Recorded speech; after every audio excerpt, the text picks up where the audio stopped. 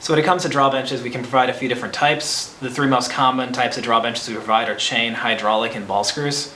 When it comes to selection of those types, it's usually based on the material, the application, and a few other factors. I'll start with hydraulic as a general. Hydraulic is probably one of the more frequent ones we provide. With a hydraulic cylinder, you can position your force of drawing directly behind the center of the material, so your item that's pulling it through the die being perfectly centralized makes it as easy and as clean as possible for reducing the product without having other factors. And by using a hydraulic cylinder, we can usually keep the entire system pretty simplistic in terms of design and setup. The downside to hydraulics is when it comes to floor space. So rule of thumb is that if for any size material length you're providing, a hydraulic bench needs to be a little bit more than twice as long in order to accommodate both the cylinder and the area that it's drawing the material. A chain type bench, on the other end, is roughly going to be the length of the material itself.